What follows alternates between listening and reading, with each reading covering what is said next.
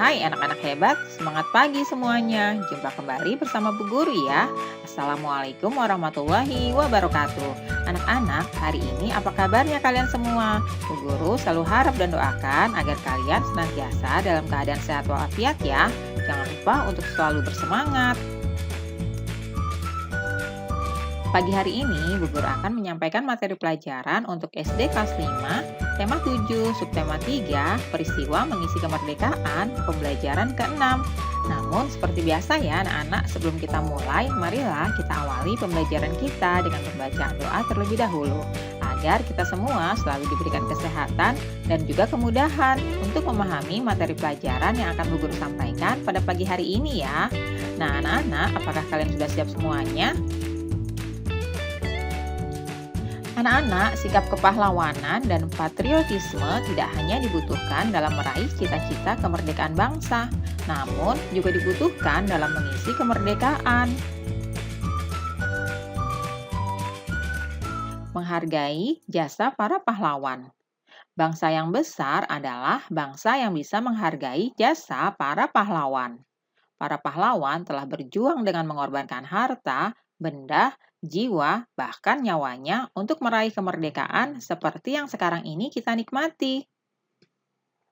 Berkat pengorbanan dan pengabdiannya, bangsa kita bisa terlepas dari penjajahan dan menjadi negara yang merdeka, bebas, dan berdaulat.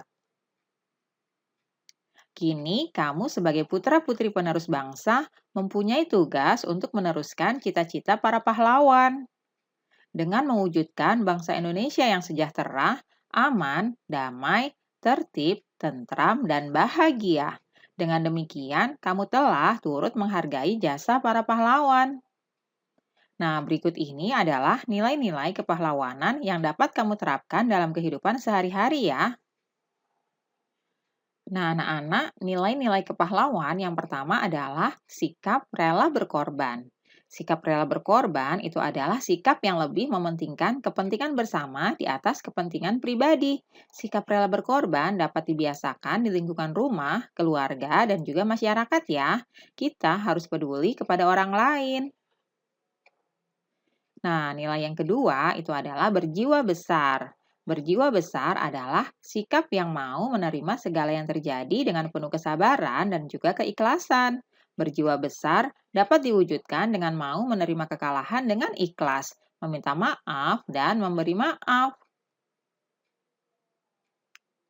Nah, anak-anak, berikut ini adalah cara menghargai jasa para pahlawan.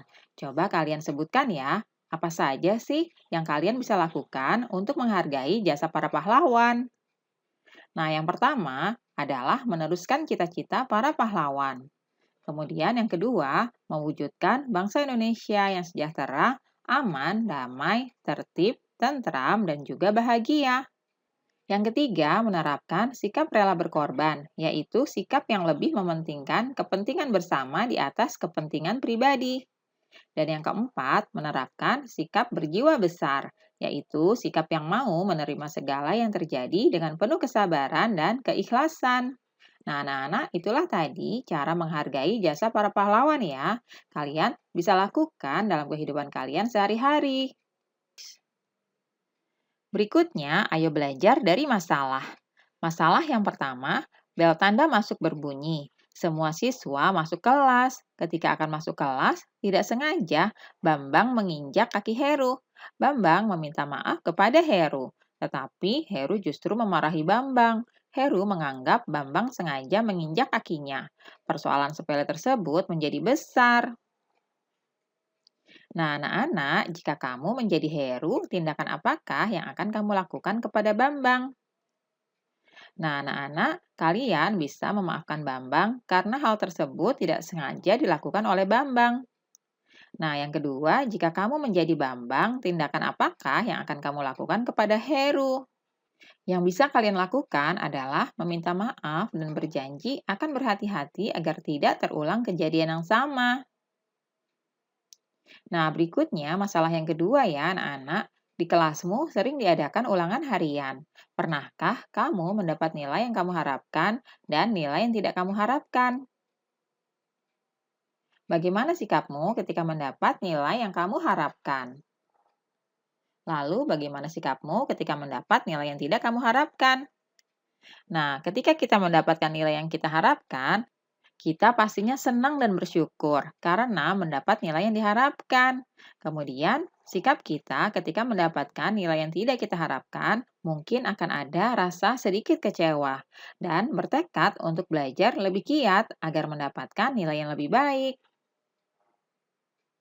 Selanjutnya, masalah yang ketiga. Di kelasmu akan diadakan ulangan. Kamu ingin mendapatkan nilai bagus, karena itu kamu pun belajar dengan tekun.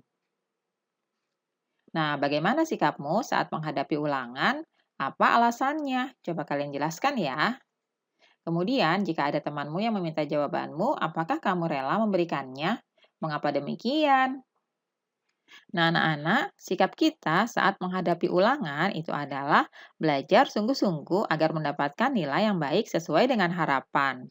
Dan jika ada teman yang meminta jawaban, kita tidak boleh memberikannya ya, karena hal tersebut akan membuatnya menjadi malas belajar. Selanjutnya, masalah yang keempat. Setiap berangkat ke sekolah, Andi dan Agus selalu bersama-sama. Mereka berjalan kaki. Nah, saat berjalan kaki, tiba-tiba seorang nenek jatuh persis di hadapan mereka. Agus dan Andi terus berjalan karena takut terlambat masuk sekolah. Padahal nenek itu membutuhkan pertolongan mereka untuk bisa berdiri. Nah, anak-anak, apakah sikap Andi dan Agus mencerminkan sikap rela berkorban? Nah, mengapa? Kalian jelaskan ya. Kemudian, jika kamu menjadi Agus atau Andi, tindakan apa yang akan kamu lakukan? Nah, anak-anak, sikap Andi dan Agus tidak mencerminkan sikap rela berkorban ya, karena mereka lebih mementingkan diri mereka sendiri dibandingkan menolong si nenek yang saat itu sedang membutuhkan pertolongan. Nah, jika kita menjadi Agus atau Andi, maka tindakan kita adalah akan menolong si nenek dan menjelaskan ke bu guru saat ditanya kenapa datang terlambat ke sekolah. Dengan begitu, kalian sudah melakukan tindakan atau sikap rela berkorban. Selanjutnya, masalah yang kelima. Saat Pak Guru sedang menjelaskan di depan kelas, ada dua orang temanmu yang asyik berbicara sendiri. Mereka tidak memperhatikan penjelasan Pak Guru. Nah, anak-anak, bagaimana sikapmu terhadap dua temanmu itu? Coba kalian jelaskan ya. Nah, sikap kita bisa menegurnya agar kedua teman kita memperhatikan penjelasan dari Pak Guru. Kemudian, bagaimana sikap yang seharusnya dilakukan oleh kedua temanmu saat Pak Guru sedang mengajar? Kalian jelaskan mengapa demikian.